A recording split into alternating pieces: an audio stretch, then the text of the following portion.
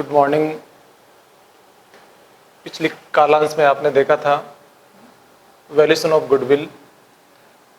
उसमें अपन ने एक टॉपिक क्लियर कर लिया है। आज अपन आगे बढ़ेंगे टॉपिक नंबर 2।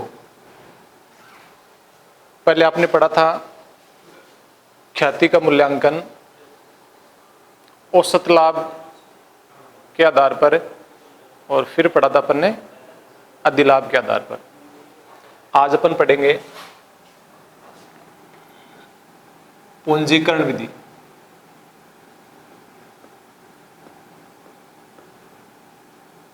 पूंजीकरण विधि। पूंजीकरण विधि में ख्याति ज्ञात करने के लिए इसमें भी 2 आधार हैं। पहला आधार आपका रहेगा औसत लाभों का पूंजीकरण। औसत लाभों का पूंजीकरण। औसत लाभों का पूंजीकरण विधि। और दूसरी अपन पढ़ेंगे इसमें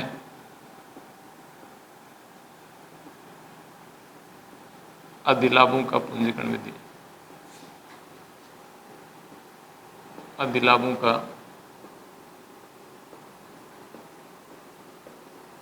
पूंजीकरण विधि।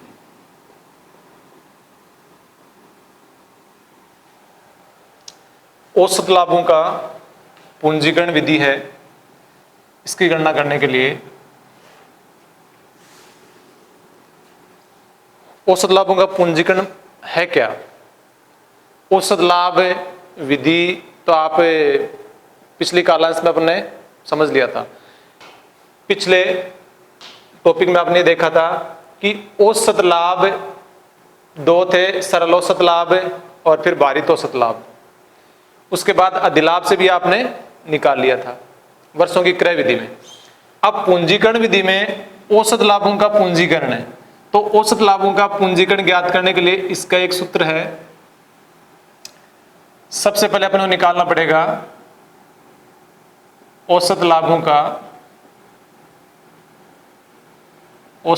का पूंजीकृत मूल्य या औसत लाभों का पूंजीकरण। औसत लाभों का पूंजीकरण निकालने के लिए औसत लाभों का जो पूंजीकरण है, इसका सूत्र है औसत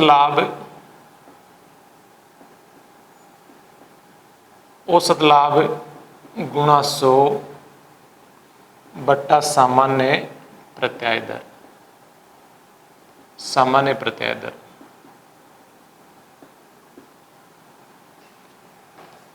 ये तो निकलेगा औसत लाभों का पूंजीकरण। इसके बाद अपन निकाल सकते हैं ख्याति। ख्याति बराबर औसत लाभों का पूंजीकरण, औसत लाभों का पूंजीकरण या पूंजीकृत मूल्य माइनस विनियोजित पूंजी।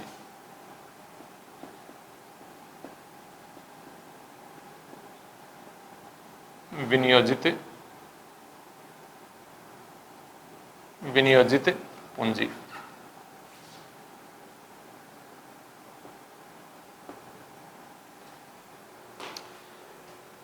औसत लाभों का पूंजीकृत मूल्य और माइनस विनियोजित पूंजी। तो यहां औसत लाभों का पूंजीकरण विधि से सबसे पहले औसत लाभ जो फर्म के हैं उनका पूंजीकरण करें। पूंजीकरण करने से उनका पूंजीकृत मूल्य आ जाएगा, और पूंजीकृत मूल्य में से आपको विनियोजित पूंजी है वो माइनस करनी है। फिर आप आसानी से ख्याति ज्ञात कर सकते हैं। तो इसके लिए एग्जाम्पल लेते हैं अपन।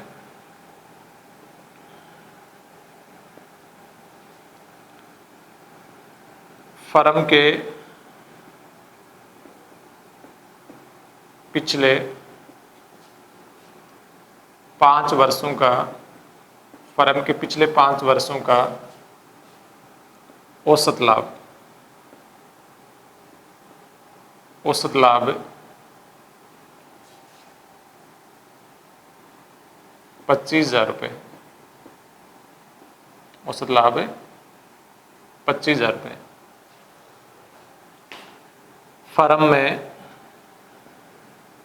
फर्म में विनियोजित पूंजी, फर्म में विनियोजित पूंजी, फर्म में विनियोजित पूंजी 2 लाख रुपए। सामान्य प्रत्याय दर, सामान्य प्रत्याय दर 10% है। औसत लाभों के पूंजीकरण विधि से ख्याति का मूल्य ज्ञात कीजिए। औसत लाभों के पूंजीकरण से, औसत लाभों के पूंजीकरण से ख्याति का मूल्य ज्ञात करें। विद्यार्थियों, औसत लाभों का पूंजीकरण से अपने को ख्याति ज्ञात करनी है। सूत्र आपके सामने है। सबसे पहले औसत लाभों का पूंजीकरण करें। पूंजीकरण करने के बाद फर्म में जो विनियोजित पूंजी है वो माइनस कर दें। देखो सॉल्यूशन में सबसे पहले औसत लाभ आपको निकालने की आवश्यकता नहीं है। औसत लाभ आपको दिए हुए हैं 25,000, तो सीधा ही आप निकाल लो औसत लाभों का पूंजीकृत मूल्य, औसत लाभों का पूंजीकृत मूल्य या पूंजीकरण। तो औसत लाभों का पूंजीकृत मूल्य है औसत लाभ गुणा 100। औसत लाभ दिए हुए हैं 25,000 गुणा 100 बट्टा सामान्य प्रत्याय की दर। सामान्य प्रत्याय दर प्रश्न में आपको दी हुई है 10%। इसको कैलकुलेट करोगे तो आपके सामने 2.5 लाख रुपए, ये 2.5 लाख रुपए औसत लाभों का पूंजीकरण है। औसत लाभों का पूंजीकरण है। अब ख्याति गणना कर सकते हैं। ख्याति बराबर औसत लाभों का पूंजीकृत मूल्य। औसत लाभों का पूंजीकृत मूल्य अभी आप निकाल चुके हैं। औसत लाभों का पूंजीकृत मूल्य 2,50,000 माइनस विनियोजित पूंजी। तो फर्म में लगाई गई पूंजी भी आपको दी हुई है, विनियोजित पूंजी 2 लाख रुपए। 2 लाख रुपए आप माइनस कर दो। जैसे आप माइनस करोगे 50,000 रुपए, ये 50,000 रुपए क्या है? फर्म की ख्याति है। इस तरह आपको कैलकुलेट करना है। ऐसे ही अपन इसी में पूंजीकरण विधि में दूसरा है अधिलाभों का पूंजीकरण। तो अधिलाभों का पूंजीकरण विधि से एग्जाम्पल सेम यही है, थोड़ा इसमें चेंज है। यहां अपन ख्याति ज्ञात करने के लिए क्या करना होगा? इसका डायरेक्ट सूत्र है ख्याति बराबर अधिलाभ,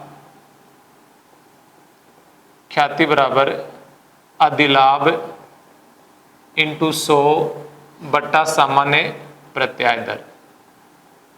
सामान्य प्रत्याय दर, सामान्य प्रत्याय दर। आप देख पा रहे हैं एग्जाम्पल वही है। फर्म के पिछले 5 वर्षों का औसत लाभ दिया हुआ है। पहले आपको इसमें क्या निकालना होगा? अधिलाभ निकालना होगा। अधिलाभ को आप अच्छे से जानते हैं। अधिलाभ बराबर शुद्ध औसत लाभ, शुद्ध औसत लाभ माइनस सामान्य लाभ। सामान्य शुद्ध औसत लाभ, औसत लाभ माइनस सामान्य लाभ।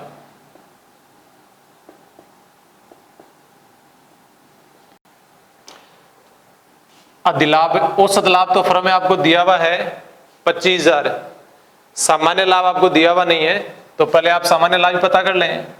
सामान्य लाभ बराबर विनियोजित पूंजी गुणा प्रत्याय दर। तो विनियोजित पूंजी कितनी है फर्म में? 2 लाख रुपए विनियोजित पूंजी है, प्रत्याय की दर है 10%। कैलकुलेट करोगे 20,000 रुपए फर्म के सामान्य लाभ हैं, 20,000 रुपए फर्म के सामान्य लाभ हैं। अब आप इसके माध्यम से अधिलाभ ज्ञात कर सकते हो। आप अधिलाभ बराबर शुद्ध औसत लाभ, शुद्ध औसत लाभ माइनस सामान्य लाभ। अब चूंकि प्रश्न में कहीं भी किसी भी साझेदार का पारिश्रमिक की कोई जानकारी नहीं है, इसलिए अपन इसको सीधा कर लेंगे। औसत लाभ आपको दिया हुआ है 25,000 और सामान्य लाभ आप निकाल चुके हैं 20,000। औसत लाभ में से सामान्य लाभ घटाओगे तो 5,000 रुपए ये सुपर प्रॉफिट है, ये सुपर प्रॉफिट है। अब आपको ख्याति की गणना करने के लिए सूत्र में आपको मान रखना है। तो देखो, गुडविल बराबर ख्याति बराबर, ये सूत्र अप्लाई करें, अधिलाभ इंटू 100, अधिलाभ 5,000 इंटू 100 बट्टा सामान्य प्रत्याय की दर वही 10% है। कैलकुलेट आपने किया तो आपकी फर्म की जो ख्याति है वो 50,000 रुपए गुडविल आ चुकी है। चाहे तो आप ये मेथड अप्लाई करें तो भी 50,000, ये मेथड अप्लाई करें तो भी 50,000। इसमें औसत लाभों के पूंजीकरण से आपने निकाला है, एग्जाम्पल यही है, और यहां आपने निकाला है अधिलाभों का पूंजीकरण विधि से। तो मैं आपको दूसरी विधि भी आज समझा चुका हूं, बाकी इसके एग्जाम्पल हैं वो आप अपनी बुक में सोल्व करते रहना। इसके बाद आगे अपन चलते हैं तीसरी विधि में। तीसरी विधि में आप समझ पाएंगे कि ख्याति की गणना में पहली विधि में आपने समझा वर्षों के क्रय, उसके बाद आपने समझा पूंजीकरण, उसके बाद आपको समझना है पूंजीकरण के बाद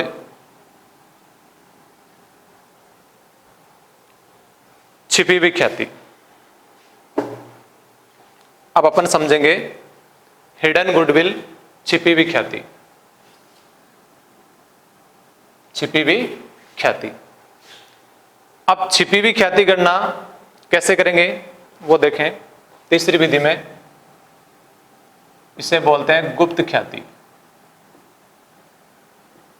गुप्त ख्याति,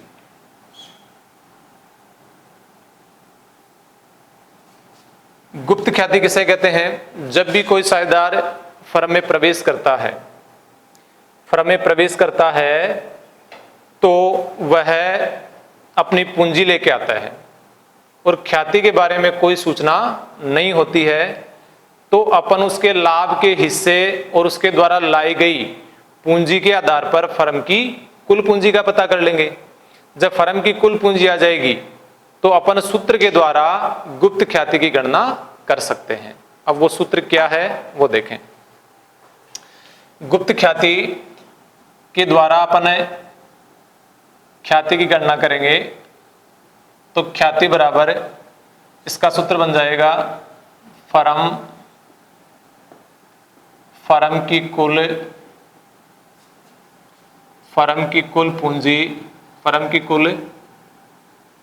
पूंजी माइनस पुराने साझेदारों की समायोजित पूंजी, पुराने साझेदारों की समायोजित पूंजी माइनस नए साझेदार की पूंजी,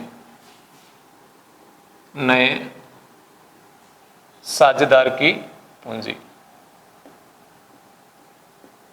नए साझेदार की पूंजी। फर्म की कुल पूंजी पुराने साझेदारों की समायोजित पूंजी और नए साझेदार की पूंजी माइनस कर दें फर्म की कुल पूंजी में से। अब जब भी नया साझेदार आता है तो वो अपने हिस्से, अपने लाभ के हिस्से के लिए वो उसका हिस्सा जो तय है उसके बराबर वो पूंजी लाएगा। तो अपन उसी के हिस्से के आधार पर फर्म की कुल पूंजी का पता कर लेंगे।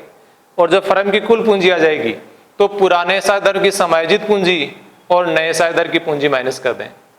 अब पुराने साझेदारों की समायोजित पूंजी कैसे ज्ञात करते हैं वो देख लें। पुराने साझेदारों की समायोजित पूंजी, पुराने साझेदारों की समायोजित पूंजी, समायोजित पूंजी, ये शब्द, ये जो पूंजी आपके कई बार काम आएगी, आगे भी आपको देखना है फर्म समापन तक कि साझेदारों की समायोजित पूंजी है। ये निकालने के लिए पूंजी शेष आपको दिया हुआ रहेगा। बैलेंस शीट है तो उसमें लायबिलिटी साइड में शो होगी पार्टनर्स की कैपिटल, और फिर आपको इसमें ऐड करना होगा संचय, संचय आपको ऐड करना होगा। कोई भी रिजर्व है साझेदारों से रिलेटेड तो वो आपको इनकी पूंजी शेष में ऐड करना होगा। प्लस कोई रोका गया लाभ है तो लाभ इसमें ऐड करें, और हानि है तो हानि को माइनस कर दें। ये समायोजन करोगे तो आपके पास निकल जाएगी पुराने साझेदारों की समायोजित पूंजी। इस तरह से आप पता कर लेंगे पुराने साझेदारों की समायोजित पूंजी। पूंजी शेष जो आपको चिट्ठे में दिया हुआ रहेगा लायबिलिटीज में, संचय रिजर्व है लाभ हानि अनुपात में प्रत्येक पार्टनर का बांट करके अपन इंडिविजुअल एडजस्टेड कैपिटल ज्ञात कर लेंगे। ऐसे लाभ को ऐड कर देंगे, हानि दी हुई है तो वो हानि भी माइनस कर देंगे। ये आप आगे पढ़ोगे, ये अवितरित लाभ और हानि वाला टॉपिक ही है जो मैंने आपको शुरुआत में 5 टॉपिक बताए थे। इस पूरे चैप्टर का सार वो 5 टॉपिक आप पढ़ेंगे, उसमें ये भी है। इसे बोलते हैं संचय और लाभ हानि को अवितरित लाभ या हानि। अब फर्म की कुल पूंजी, ये अपन नया साझेदार जो पूंजी लेके आ रहा है उसके आधार पर पता कर लेंगे। इसे अपन एग्जाम्पल के जरिए क्लियर करते हैं। तो एग्जाम्पल नंबर 2, एक फर्म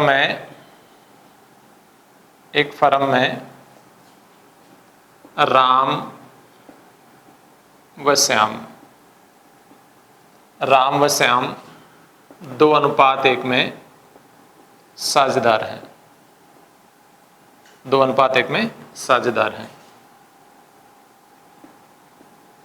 इनकी पूंजी क्रमशः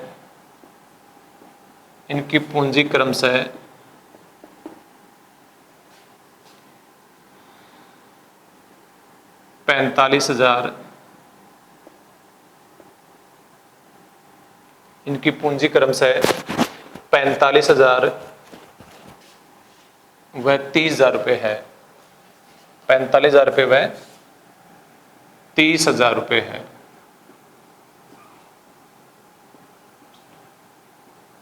पुस्तकों में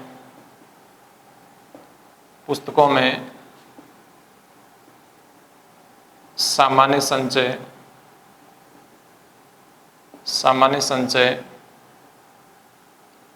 पुस्तकों में सामान्य संचय 10,000 है।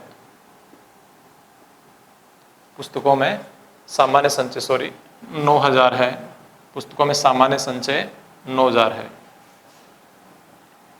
इन्होंने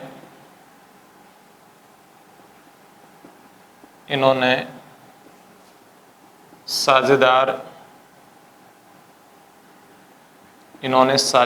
कृष्ण को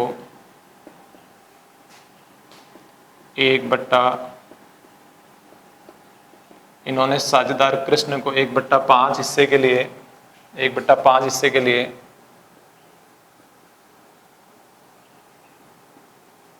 फर्म में प्रवेश दिया। यह 25,000 रुपये अपने हिस्से की पूंजी लेकर आता है। अपने हिस्से की पूंजी लेकर आता है। पूंजी लेकर आता है। फर्म की ख्याति की गणना करें। फर्म की ख्याति की गणना करें।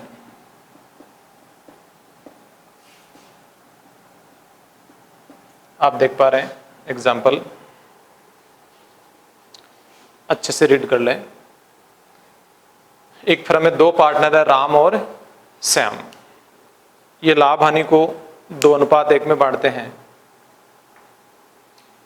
इनकी पूंजी जो है वो अपने को चिट्ठे में प्रदर्शित है या सूचना है अपने पास 45,000 और 30,000। अब पुस्तकों में संचय अवितरित जो लाभ है वो आपको दिया हुआ है 9,000। इन्होंने निर्णय लिया साझेदार कृष्ण को फर्म में शामिल करने के लिए, और साझेदार कृष्ण का हिस्सा इन्होंने तय कर दिया 1/5, और 1/5 हिस्से के लिए वो पूंजी लेके आ रहा है 25,000। अब आपको समझना है कि फर्म की ख्याति गणना अपन कैसे करें। तो देखो, फर्म की ख्याति गणना, फर्म की कुल पूंजी का पता कर लें। फर्म की कुल पूंजी, फर्म की कुल पूंजी जो है कैसे पता करेंगे? नए साझेदार जो है वो कितना हिस्सा लेके आ रहा है, मतलब नए साझेदार की पूंजी बट्टा उसका लाभ हानि में हिस्सा। पूंजी बट्टा लाभ हानि में हिस्सा। नए साझेदार की पूंजी बट्टा लाभ हानि में हिस्सा। तो नए साझेदार की पूंजी इन्होंने तय कर दी है 25,000। तो 25,000 वो पूंजी ला रहा है, लाभ हानि में उसका हिस्सा इन्होंने तय कर रखा है 1/5। तो इसको आगे 25,000 5 ऊपर चला जाएगा 5/1। 1,25,000 आप देख पा रहे हैं, 1,25,000 रुपए फर्म की कुल पूंजी आ गई है। अब फर्म की कुल पूंजी आ गई है तो अब आपके सामने दूसरा जो गणना आपको करनी है, पुराने साझेदारों की समायोजित पूंजी। तो आप समायोजित पूंजी निकाल लो। समायोजित पूंजी, समायोजित पूंजी तरीका मैंने आपको बता ही दिया। समायोजित पूंजी पर निकालेंगे एक राम की समायोजित पूंजी। तो राम का पूंजी शेष कितना है, सूत्र आपके सामने है। पूंजी शेष राम का आपको दिया हुआ है 45,000।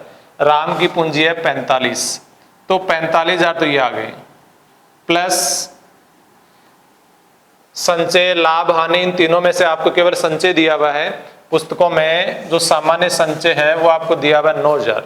तो 9,000 संचय दिया हुआ है, तो 2:1 में तो राम का कितना हो जाएगा 9,000 गुणा 2/3, तो 6,000 संचय में हिस्सा हो गया राम का।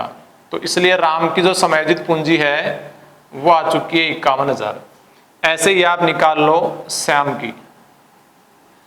तो श्याम की आप निकालोगे, श्याम की पूंजी जो शेष है वो तो 30,000 है, पूंजी शेष 30,000 है, और संचय में उसका हिस्सा 9,000 में उसका हिस्सा 1/3 है। आप कैलकुलेट करोगे तो 3,000। इसलिए उसके हिस्से की जो पूंजी है वो आ चुकी है 33,000। उसके समायोजित पूंजी श्याम की आ गई 33,000। अब दोनों चीजें आपने निकाल ली हैं। फर्म की कुल पूंजी का आपने पता कर लिया, पुराने साझेदारों की समायोजित जो पूंजी है उसका आपने पता कर लिया, नए साझेदार की पूंजी आपको दी हुई है, केवल आपको सूत्र में मान रखना है। अतः फर्म की गुडविल बराबर फर्म की कुल पूंजी 1,25,000, फर्म की कुल पूंजी 1,25,000 माइनस पुराने साझेदारों की समायोजित पूंजी, पुराने साझेदारों की समायोजित पूंजी, समायोजित पूंजी है 51 प्लस 33, 51,000 और प्लस 33,000, फिर माइनस नए साझेदार की पूंजी, तो नए साझेदार की पूंजी आपको दी हुई है, इसको भी माइनस कर दें 25,000, तो 1,25,000 फर्म की कुल पूंजी है, उसमें से आप माइनस कर दें 84,000 समायोजित पूंजी, 25,000 नए साझेदार की पूंजी। 1,09,000 माइनस कर दें आप 1,25,000 में से, 1,25,000 में से 1,09,000 आपको माइनस करना है। तो 1,25,000 में से 1,09,000 माइनस करोगे तो फर्म की गुडविल निकल करके आ जाएगी। इसमें से आप माइनस कर दें 16,000 फर्म की गुडविल है। आप देख पा रहे हैं 16,000 रुपए फर्म की गुडविल है। सीधा सा ध्यान आपको ये रखना है कि गुप्त ख्याति होती है, उसके लिए ख्याति से रिलेटेड कुछ भी कहा नहीं जाता है। आपको ये समझना होगा कि नया साझेदार है वो अपने हिस्से की पूंजी ला रहा है, पुराने साझेदारों की पूंजी दी हुई है, तब हमेशा आपको यही फॉर्मूला, यही मेथड अप्लाई करना है। बोर्ड एग्जाम में अब तक जितने आप टॉपिक पढ़ चुके हैं, आगे पढ़ोगे, उनमें से सर्वाधिक क्वेश्चन जो आए हुए हैं गुडविल के, वो हिडन गुडविल से ही आए हुए हैं। तो ये आप अच्छे से समझ लेना और इसके एग्जाम्पल भी कर लेना।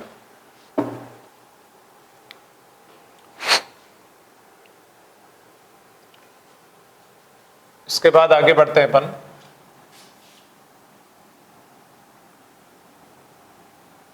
वैल्यूएशन ऑफ गुडविल टॉपिक चल रहा है, वैल्यूएशन ऑफ गुडविल। तो वैल्यूएशन ऑफ गुडविल में अपन मेथड 3 मेथड कर चुके हैं। चौथी जो विधि है वो है क्रय प्रतिफल विधि, क्रय प्रतिफल विधि। क्रय प्रतिफल विधि purchase consideration, purchase consideration method. क्रय प्रतिफल विधि, इस विधि में ख्याति गणना करने के लिए कोई भी फर्म है जब चालू व्यवसाय को क्रय करती है, तो चालू व्यवसाय को क्रय करती है, वो शुद्ध संपत्तियों से कितना अधिक पे करती है, या यूं कहें क्रय प्रतिफल चुकाया जाता है वो शुद्ध संपत्तियों से जितना आधिक्य होता है उतनी ख्याति होती है। तो इसको समझें। क्रय प्रतिफल विधि से ख्याति ज्ञात करने के लिए ख्याति बराबर क्रय प्रतिफल माइनस शुद्ध संपत्तियां, शुद्ध संपत्तियां। तो क्रय प्रतिफल में से शुद्ध संपत्तियां घटाएंगे। शुद्ध संपत्तियां मतलब नेट असेट्स, नेट असेट्स ज्ञात करने के लिए जितनी भी आपकी असेट्स है उस असेट्स में से आपको लायबिलिटीज माइनस करनी है। Assets minus outsider liabilities. Assets में से आप लायबिलिटीज माइनस करोगे तो क्या निकल जाएगी, नेट असेट्स से। परचेज कॉन्सिडरेशन वैल्यू आपको प्रश्न में दी भी रहती है। इसका भी एक एग्जांपल ले लो, इसके जरिए आप इसको समझ सकते हो। एक फर्म प्रिंस लिमिटेड ने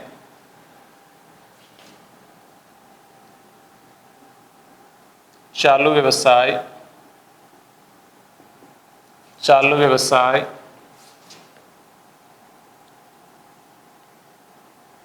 50 लाख रुपए में क्रय किया, 50 लाख रुपए में क्रय किया।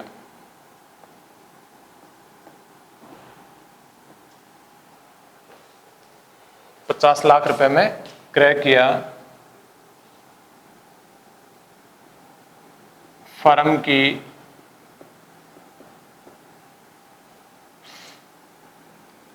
की संपत्तियां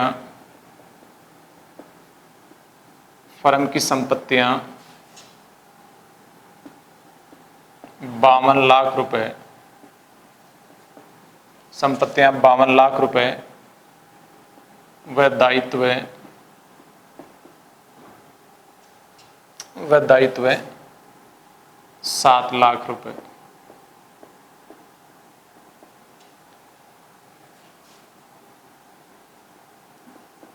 ख्याति की गणना कीजिए, ख्याति की गणना करें,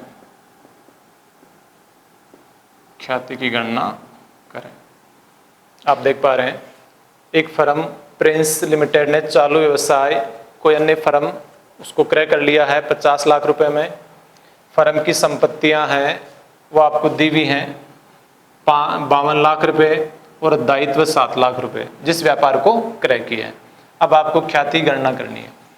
तो यहाँ आप देख पा रहे हैं कि क्रय प्रतिफल जब विधि आती है तो व्यापार खरीदा जाता है। तो व्यापार खरीदा जाता है तो क्रय प्रतिफल कितना चुकाया और जिस फर्म को खरीदा है उसकी नेट असेट्स वैल्यू कितनी है। तो प्रश्न में आपको क्रय प्रतिफल तो दिया हुआ है, purchase consideration, purchase consideration, purchase consideration value आपको दी हुई है। परचेज कंसिडरेशन वैल्यू 50 लाख रुपए। नेट असेट्स से आप निकाल लें तो नेट असेट्स निकालने के लिए जिस व्यापार को खरीदा है उसकी टोटल प्रॉपर्टी है 52 लाख रुपए। 52 लाख रुपए की प्रॉपर्टी है माइनस दायित्व है वो भी तो लिए हैं, तो जो दायित्व लिए हैं वो माइनस कर दें। एक्चुअल जिस व्यापार को क्रय किया है उसकी नेट असेट्स आ गई है 45 लाख। तो 45 लाख रुपए नेट असेट्स आई है। अब आप आसानी से ख्याति की गणना कर सकते हैं। ख्याति बराबर, ख्याति गणना करने के लिए क्रय प्रतिफल माइनस शुद्ध संपत्तियां। तो क्रय प्रतिफल आपके सामने है 50 लाख रुपए परचेज कंसिडरेशन। प्रिंस लिमिटेड ने चालू व्यवसाय 50 लाख रुपए में क्रय किया, इसी का नाम है क्रय प्रतिफल। अगली फर्म को 50 लाख रुपए का भुगतान किया है तो वो 50 लाख रुपए हो गया परचेज कंसिडरेशन वैल्यू। अब नेट असेट से जिस व्यापार को क्रय किया है उसकी नेट असेट से आपके सामने है 45 लाख। 45 लाख रुपए में अपन ने चालू व्यवसाय खरीदा है, मतलब उसकी नेट असेट्स है। खरीदा कितने में है? 50 लाख में। तो आप 45 लाख की प्रॉपर्टी आपके पास आई है और जबकि आप भुगतान कर रहे हो 50 लाख का, तो वो जो 5 लाख रुपए आप ज्यादा भुगतान कर रहे हो उसी का नाम गुडविल है। तो ये 5 लाख रुपए आपके गुडविल के आए। क्लियर? ये क्रय प्रतिफल विधि है। अब लास्ट विधि रह गई है वार्षिक विधि, वो अपन नेक्स्ट कालांश में पढ़ेंगे।